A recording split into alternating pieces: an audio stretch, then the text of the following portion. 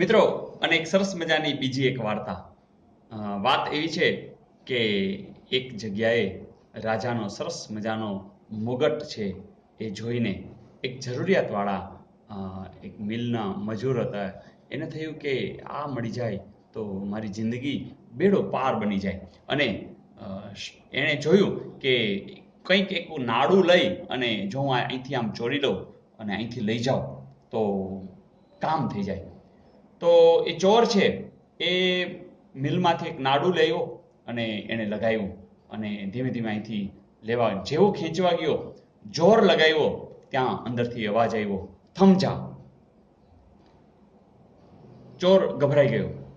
એને જોયું કે રાજાને ખબર પડી ગઈ છે અને રાજાએ કહ્યું કે બોલાવો એને, કોટવાળા ચોગાનમાં બોલાવો.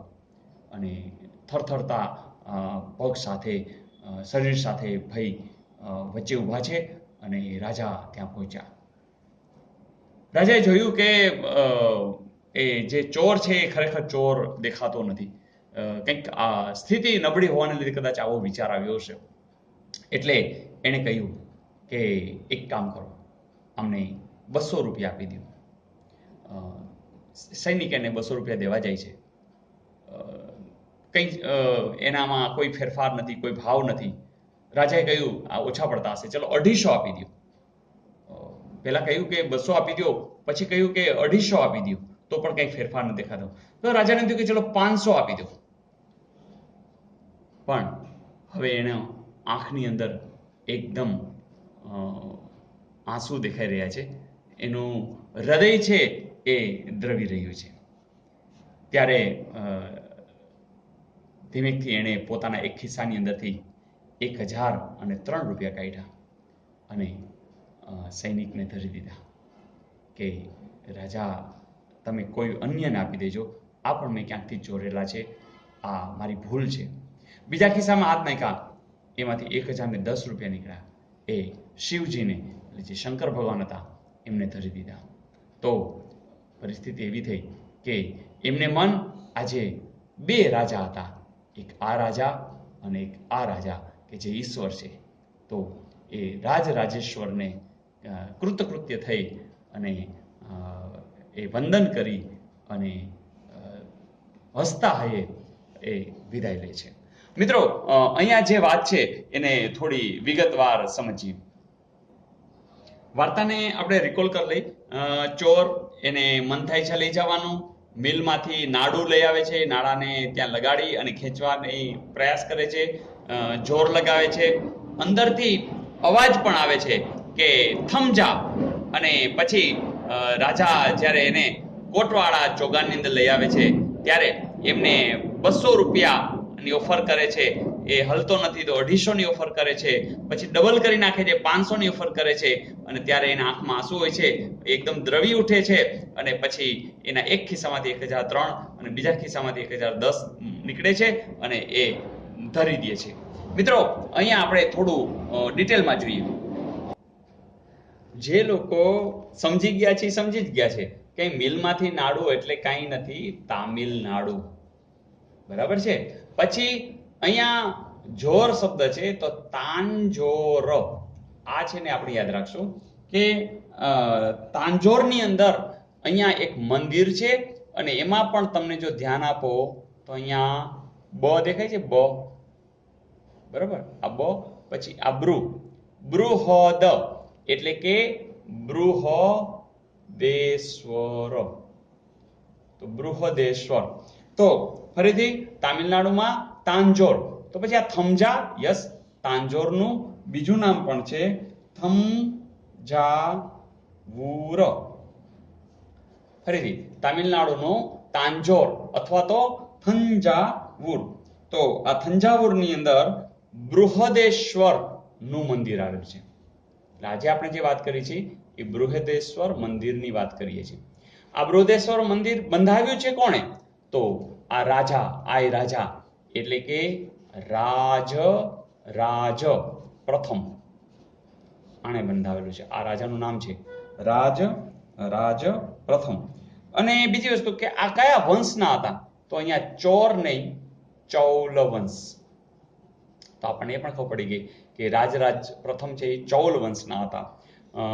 પછી એનાથી આગળ કે આ બૃહદેશ્વર પણ કહે છે અને ક્યારેક ક્યારેક એને રાજેશ્વર મંદિર પણ કહેવામાં આવે છે. તો રાજાના નામના આધારે. બીજું તમને ખબર પડી ગઈ હશે કે આ શિવનું મંદિર હશે. અહીંયા તમને શિવ દેખાઈ જ રહ્યા છે. વાત આવી કે હવે આ 200 શું છે, 250 શું છે, 500 શું છે?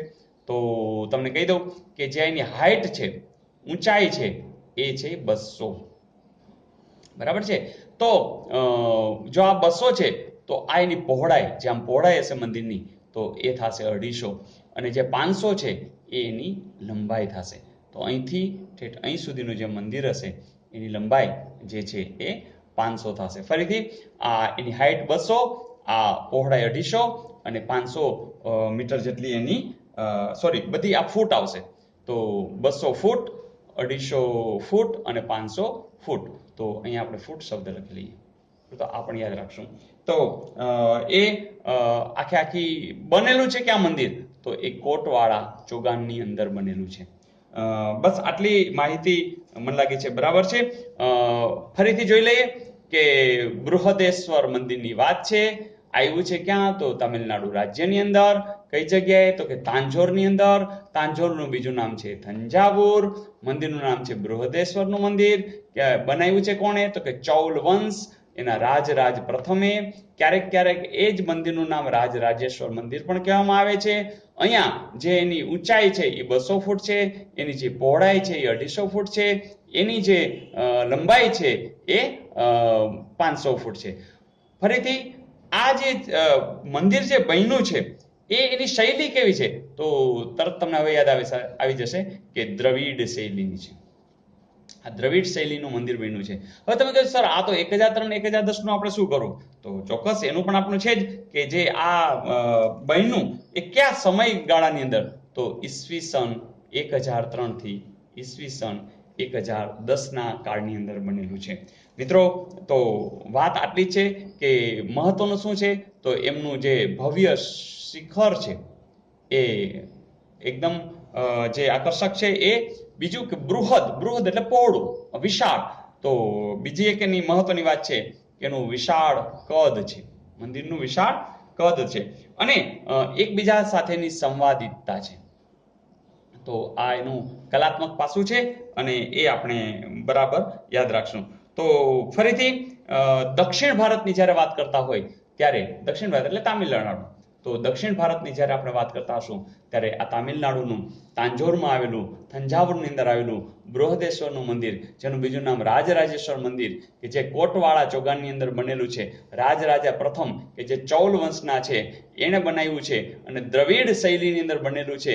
ઈસવીસન 1003 થી 1010 વચ્ચે બનેલું છે, કે જેમાં ભવ્ય શિખર છે, વિશાળ કદ છે, સંવાદિતા છે, કલાત્મકતા છે, શિવજી સાથેનું એટલે શૈવ ધર્મ સાથે એ જોડાયેલું છે. એની જે હાઈટ છે એ 200 ફૂટ છે, એની પહોળાઈ છે એ 250 ફૂટ છે, અને એની લંબાઈ છે એ 500 ફૂટ છે. ઓકે, તો સ્થાપત્યની અંદર આ જે ભારતીય સ્થાપત્યનો અદ્ભુત નમૂનો છે, 2 નમૂનો આ જે વારસો છે એના વિશેનું જો પૂછાય તો બૃહદેશ્વર વિશે તમે ઘણું બધું કહી શકશો. અને આમાંથી કદાચ એમસીક્યુ પૂછાય તો પણ તમારા માટે હવે કોઈ પ્રશ્ન છે નહીં. ઓકે, તો મિત્રો મજા આવે છે તો બસ આ વિડીયો જોતા રહેજો, તમારા મિત્રોને જાણ કરતા રહેજો, અને હજુ પણ આપણે આગળ કેટલું બધું કામ કરવાનું છે, તો ઇન ટચ રહેજો. All the best.